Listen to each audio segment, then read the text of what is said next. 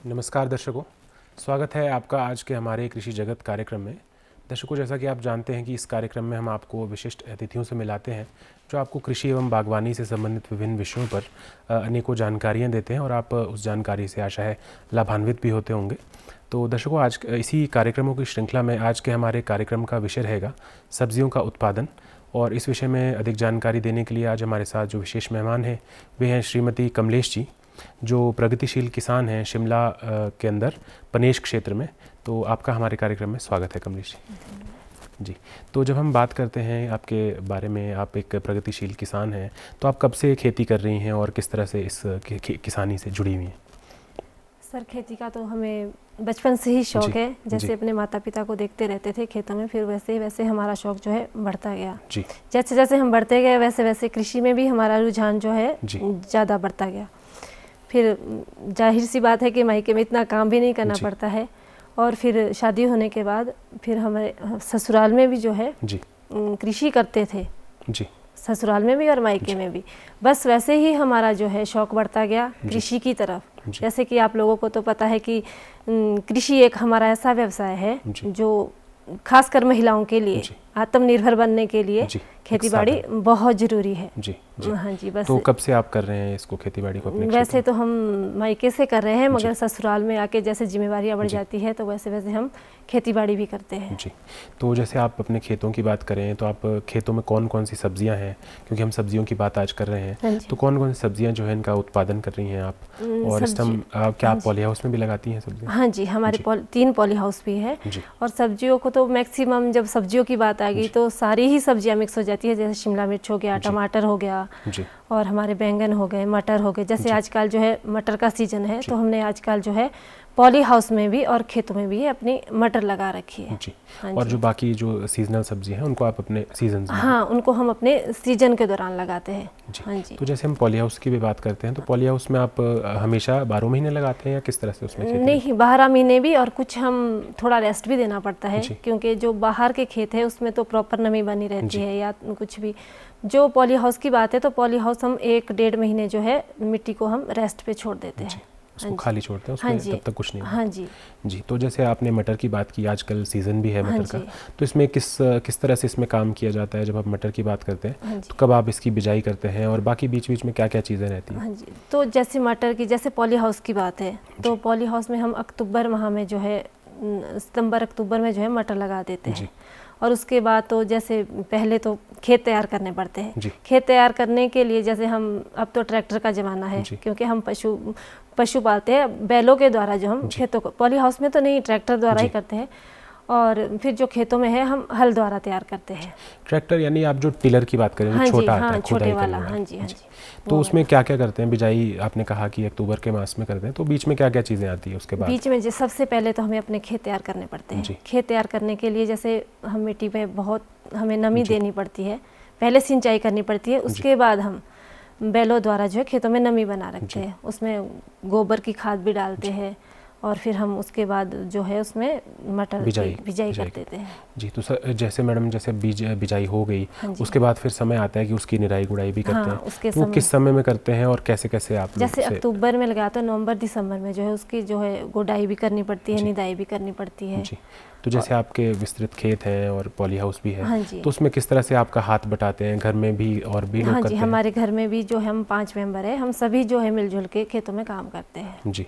तो इस समय निराई गुड़ाई का समय आपने कहा नवंबर दिसंबर का, तो जब कटान की बारी, निकालने की बारी आती है, क्योंकि मटर है जाहिर सी बात, तो फलियाँ चुनेंगे उसकी, तो उस वक्त कितना रहता है आपका लगभग, जो आपका क्षेत्र है, जो आपके पास खेत हैं या फिर पॉली हाउस भी हैं, तो कितना आपका जो है उत्पादन हो जाता है एक बार? उत्पादन तो ठीक ठाक ही रह जाता है, ऐसा नहीं है, पर जैसे फलियाँ तैयार हो जाती है, फिर हम पहले तो सिंचाई, फलियाँ, फिर हम जब तैयार हो जाते हैं फिर हम उसे मंडियों में भेज देते हैं जी।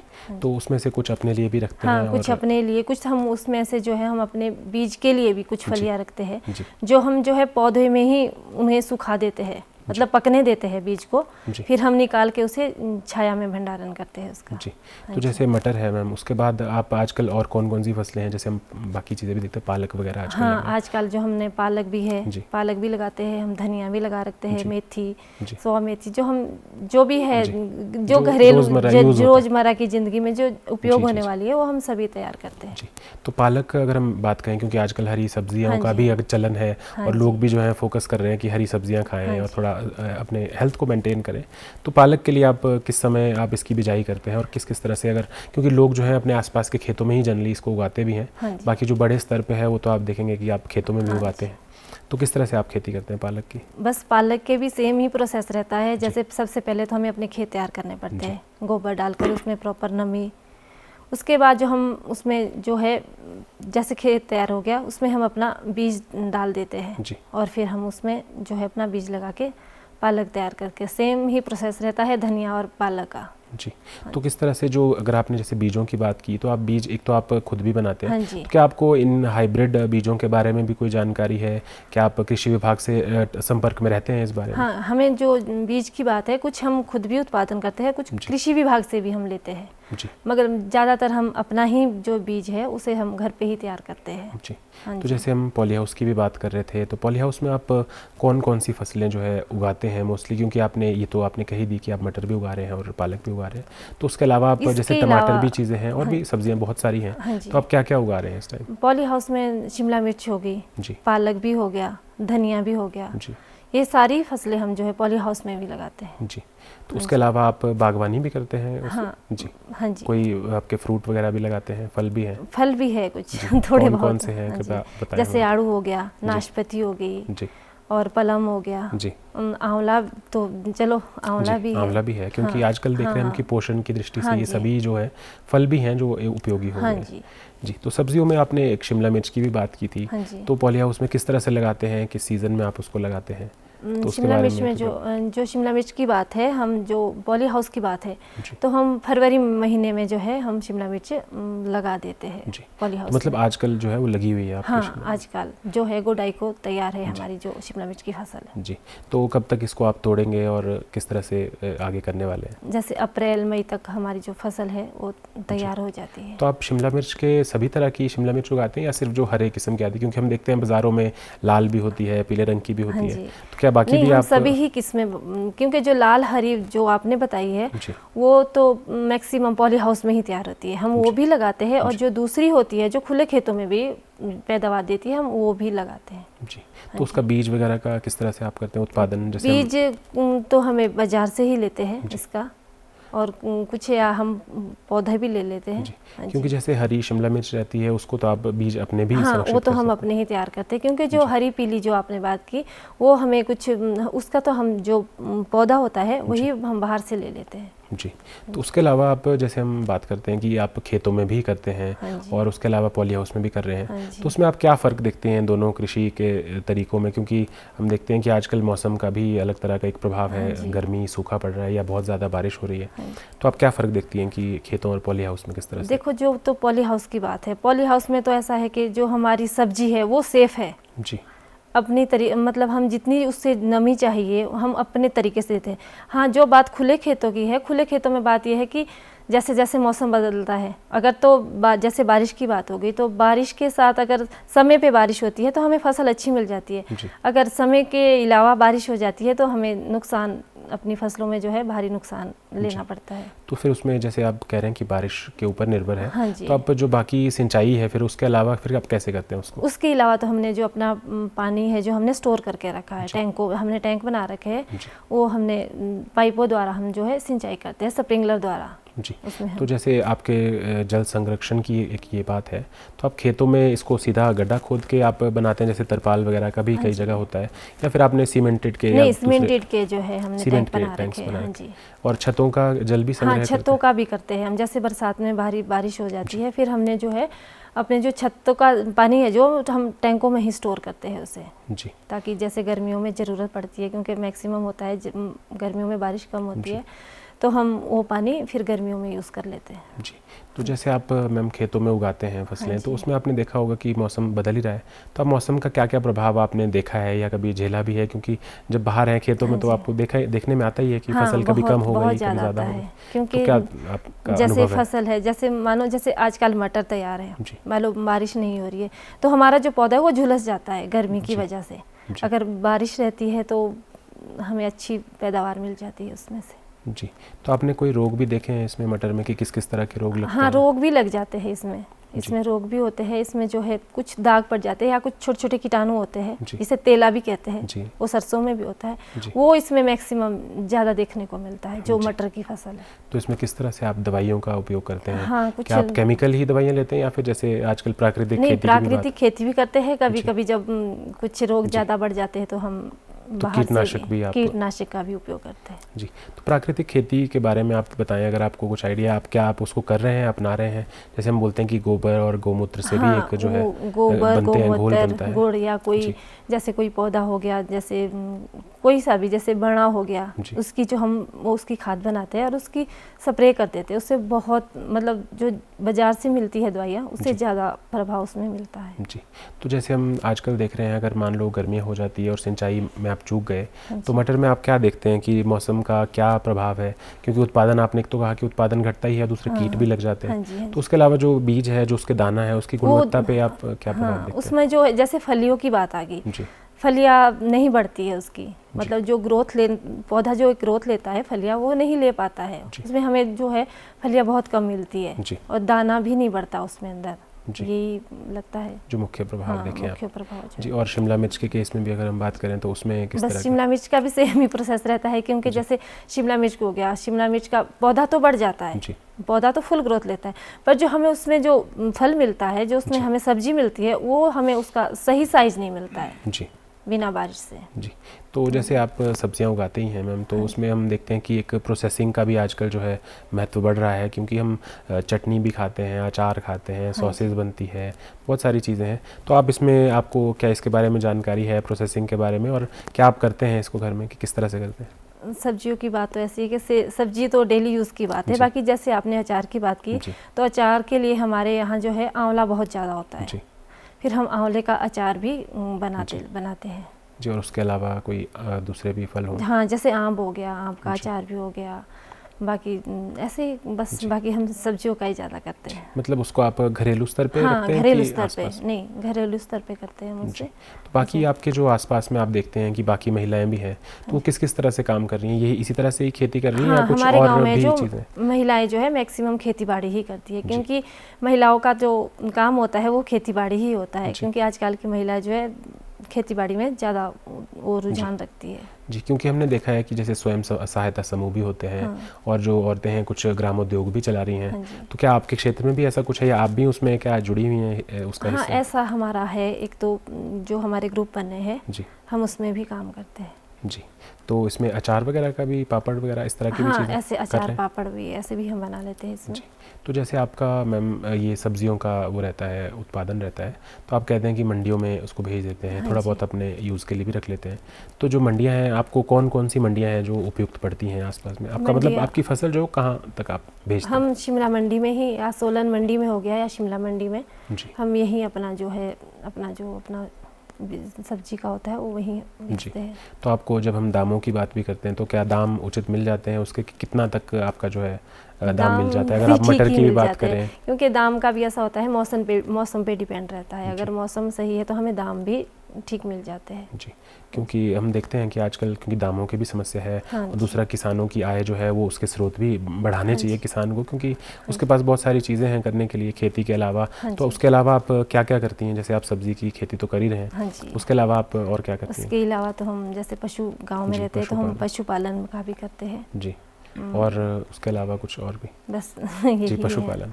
तो पशुपालन में किस तरह से आप कर रहे हैं? कितने आपके पास पशु हैं, और किस तरह से आप जो है इसका व्यापार में क्या इस्तेमाल कर रही हैं? पशुपालन के लिए देखो, हमारे पास जो है 6 पशु है हमारे, जिसमें बैल भी है, जोड़ा बैल का भी है, और कुछ पहाड़ी भी है, और कुछ जर्सी पशु भी है, जिससे हम दूध का भी वो करते हैं। तो कितना लगभग आप दूध जो है 1 महीने में आप प्रोड्यूस इसमें से कर देते हैं अपने पशुओं में से, और किस तरह से आपको फ़ायदा हुआ है पिछले कुछ समय में? देखो जी, दूध की बात तो ये है कि दूध तो मैक्सिमम घरों में डेली यूज़ होता है, कुछ अपने यूज़ के लिए, कुछ जो थोड़ा बतेरा जो होता है वो हम बेच भी देते हैं जैसे। तो वो लोकल तक ही रखते हैं आपकी या आगे? नहीं, लोकल तक ही रखते हैं, क्योंकि गाँव में जो होता है वो उतना ही होता है। जी, तो दुग्ध उत्पादन में अगर आप देखें तो आप क्या आगे उसको बढ़ा भी रहे हैं अपने उद्योग को, कि या फिर एक अपने स्तर तक ही आप उसको करना चाहते हैं? नहीं, हम आगे भी बढ़ा रहे हैं। जी, हाँ। तो आप उसमें आगे कुछ सोच रही हैं कि कैसे करें उसको?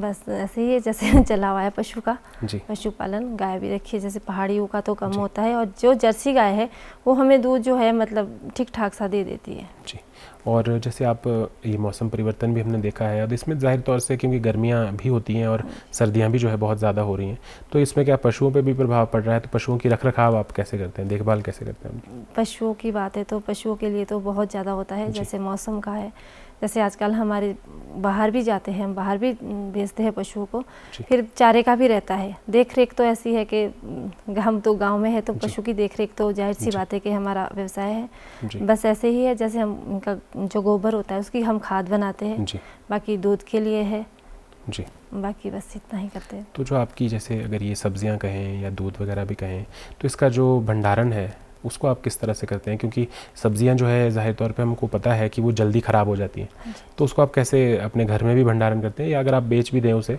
तो आप किस तरह से, आप कितने समय में आपको वो निकाल देनी पड़ती है अपने भंडार से? भंडारण के लिए तो देखो हम भंडारण घर में भी करते हैं, जैसे एकदम से तो कई बार मंडियों में हमें नहीं मिलते हैं अच्छे रेट, तो हम जैसे ज़्यादा हो गई सब्जियां हमारी तो हम घर में इसका भंडारण करते हैं। जैसे इसके लिए जो है ठंडा कमरा चाहिए, तापमान जो है ठंडा चाहिए इसके लिए, फिर हम घर में भी स्टोर करके रखते हैं इसे। नहीं तो मैक्सिमम तो हम जैसे निकालते हैं वैसे ही हम मंडियों में भेज देते हैं। जी, तो उसके अलावा आज भंडारण के बाद अगर हम ट्रांसपोर्टेशन की भी बात करें कि उसको ले जाना कैसे है, तो आप किस तरह से, किस चीज़ों पे आप निर्भर करती हैं? क्योंकि ले जाना और लाना चीज़ों को वो भी कठिन हो जाता है कि कई बार ट्रांसपोर्टेशन नहीं मिलती है या उसका खर्चा ज़्यादा हो जाता है, तो कैसे आप उसमें काम कर रहे हैं? उसके लिए तो हमारे जैसे छोटी गाड़ियाँ होती है, जैसे पिकअप वगैरह हो गई, हम उसी में मैक्सिमम सभी, जैसे गाँव के और भी है तो हम सभी मिलजुल के जो है उसी में ही मंडियों में भेजते हैं। जी, तो जैसे आपने पॉली हाउस की भी बात की, तो पॉली हाउस में आप किस तरह से आपने सेटअप किए, क्योंकि आपने कहा कि 3 पॉली हाउस हैं, तो किस तरह से उसमें आपका लेबर लगा और कितना उसके लिए लगभग खर्चा है? क्योंकि हमारे जो किसान बहनें हैं, बाकी जो प्रदेश की किसान बहनें, वो जानना चाहेंगे कि जैसे आपने पॉली हाउस सेट किए, फिर उसके अंदर आप खेती भी कर रहे हैं, तो उसमें कितनी लागत आ गई आपकी और उसमें कितना आपको फ़ायदा हो रहा है? अगर आप उसका एक कंपेरिजन करें तो कितना खर्चे की बात है, जैसे 1.5-2 लाख तक तो जो इसका है बनवाने में आ गया हमारा, तो ऐसा नहीं है, हमें उसमें पैदावार भी मिल रही है पॉली हाउस में। जैसे हम सब्जी लगा रही है तो हमें अच्छी क्योंकि पॉली हाउस की सबसे बड़ी बात तो ये है कि हमें सेफ्टी में है, जो हमारी वहाँ पे सब्जियाँ है वो बिल्कुल सेफ़ है। जैसे खुले खेतों में हमें मैक्सिमम पूरी सब्जियाँ नहीं मिलती है, पॉली हाउस की बात ये है कि जो हम लगाते हैं वो हमें मिलता ही है, तो उसमें यही है कि हमें पैदावार पॉली हाउस से जो है अच्छी मिलती है। जी, और सिंचाई व्यवस्था भी उसमें आप किस तरह से करते हैं? क्योंकि हम देखते हैं कि सिंचाई के लिए बहुत सारी चीज़ें हैं, एक तो आप सिंचाई को डायरेक्टली कर दे, पानी फैला दो पूरे खेत में, या तो एक ड्रिप इरिगेशन भी आती है, तो क्या आप उसको करते हैं? हाँ, जो पॉली हाउस में है तो वो तो ड्रिप द्वारा ही करते हैं जी, और खुले खेतों में तो जैसे स्प्रिंकलर हो गया, पाइपों द्वारा हम उसी में ही करते हैं, बाकी पॉली हाउस में तो हम ड्रिप द्वारा ही करते हैं सिंचाई। तो आप इस समय अगर आप बात करें तो आप किस तरह से जो अपनी खेती को, अगर क्योंकि आप खेती तो बहुत समय से कर रही हैं, तो आप किस तरह से इसको आगे बढ़ाना चाहेंगी? क्योंकि हमको वो देखना है कि आय भी आपको बढ़ानी है अपनी, क्योंकि अगर आप इसी परंपरागत तरीक़ों से लगे रहेंगे तो फिर तो आपको जाहिर है कि जो उत्पादन है वो कम होगा, या तो आपको उतना ही उत्पादन मिलेगा जितना आप इतने वर्षों से ले रहे हैं। तो आप कैसे बढ़ाना चाहेंगे इसको? आप क्या देख रही हैं भविष्य के लिए अपने? बस भविष्य के लिए ऐसे ही जैसे हम कर रहे हैं, मतलब जो हम खेतों की बात करें तो खेतों में मैक्सिमम जो हम गोबर से ही करते हैं, करते आ रहे हैं और करते भी रहेंगे, क्योंकि जो एक नेचुरल खाद होती है वो गोबर ही होती है। गोबर से जो हमें जो अपनी फसल है वो बहुत अच्छे तरीके से, मैं तो यही चाहती हूँ कि हम मतलब जिस तरीके से कर रहे हैं हम आगे भी उसी तरीके से करते रहें। जी, तो क्या इसमें आपको बढ़ोतरी भी दिखी है जब, क्योंकि आप प्राकृतिक खेती की ही बात कर रहे हैं जनरली इसमें, तो क्या आपने बढ़ोतरी देखी है अगर पहले के मुकाबले? बहुत, हाँ, थोड़ा फ़र्क तो पड़ता है, एकदम से तो नहीं होता है ना, मगर हमें मिल जाता है, बढ़ोतरी भी हो जाती है। इसमें कई बार हमें नुकसान भी झेलना पड़ता है, ऐसी बात नहीं है कि हमें बढ़ोतरी मिलती है, कई बार हमें नुकसान भी झेलने पड़ते हैं और बढ़ोतरी, क्योंकि उतार चढ़ाव तो चले रहते हैं। जी, हाँ जी। तो जब हम आपने कहा कि ज़मीन भी तैयार करते हैं आप सभी फसलों के लिए पहले, तो आप ज़मीन तैयार करते वक्त क्या क्या ध्यान में रखते हैं? क्योंकि एक बार सीधी खुदाई हो गई एक बार तो उसमें बहुत सारी चीज़ें हैं जो कई बार न्यूट्रिशन की कमी हो जाती है, कई बार कुछ हो जाता है, तो उसको आप कैसे मैनेज करते हैं? खेतों की बात है, जैसे हम पहले हल द्वारा जो है हम अपना खेत तैयार करते हैं, फिर उसमें हम गोबर खाद है हमारी वो हम उसमें मिक्स कर देते हैं, उसकी मल्चिंग कर देते हैं, और जो उसमें खरपतवार है जो हम उसे निकाल देते हैं। फिर हमें कुछ दिनों तक जो अपना खेत जो है, जैसे 3-4 दिनों तक जो है हम अपनी मिट्टी को वैसे ही खुला छोड़ देते हैं। उसके बाद जो है जो भी फसल लगानी हो वो हम उसमें लगा देते हैं। जी, तो जैसे कीड़ों का प्रभाव भी आपने कहा कि कीड़ों का प्रभाव भी पड़ता है, तो उसके लिए एक तो आपका कीटनाशक हो गया, तो कोई और भी कोई विधियां यूज़ करते हैं आप? जैसे कई बार मक्खियां वगैरह आ जाती है तो उसके लिए कुछ जो विशेषज्ञ हैं वो कहते हैं कि ट्रैप लगाओ, वो जो येलो पीले रंग के वो लगाए जाते हैं गत्ते से, तो उसके पास भी कीड़े आ जाते हैं, तो क्या इस तरह का भी आप आधुनिक इस तरह का भी हम करते हैं? जैसे प्लास्टिक की एक बोतल होती है, उसमें हम या मीठा जल डाल देते हैं, जैसे मीठा पानी डाल दिया और उसमें साइड में हम छेद कर देते हैं, ताकि जो हमारे कीटाणु है, जाहिर सी बात है कीटाणु है तो मिठाई की तरफ ज़्यादा जाते हैं, फिर वो कीटाणु जो है उसमें छेद के द्वारा अंदर चले जाते हैं, फिर फसलों पे कम नुकसान करते हैं और अपने खाने की तरफ ज़्यादा चले जाते हैं। जी, तो जैसे आपके क्षेत्र में बाकी महिलाएं भी हैं जो खेती किसानी से ही जुड़ी हुई हैं, क्योंकि आप कह रहे हैं कि ग्रामीण क्षेत्र में मोस्टली देखा जाए तो महिलाएं जो है कृषि ही कर रही हैं, उसके अलावा अपना जो ग्रामोद्योग या छोटे मोटे कुटीर उद्योग है उसमें भी लगी हुई हैं, तो आप किस तरह से प्रोत्साहित करती हैं अपने आसपास भी महिलाओं को कि वो भी कृषि करें और इससे अच्छी उन्नत कृषि की ओर बढ़ें? तो क्या आप आपस में भी ग्रुप करती हैं, आपस में सलाह मशवरा भी करती हैं? हाँ जी, हम ऐसे भी करती है, जैसे हमारा ग्रुप बना है, जैसे महीने में 1 दिन रख दिया, फिर हम पूरी डिस्कस करते हैं उस बारे में कि हमें कैसे करना है, क्या करना है, अगली फसल हमने कैसे लेनी है, उसके लिए कैसे खेत तैयार करने हैं, कहाँ से हमें बीज लाना है। फिर हम ग्रुप द्वारा ही अपना जो है बीज जो है कुछ अपने घरों में पैदा करते हैं और कुछ हम बाहर से लेते हैं।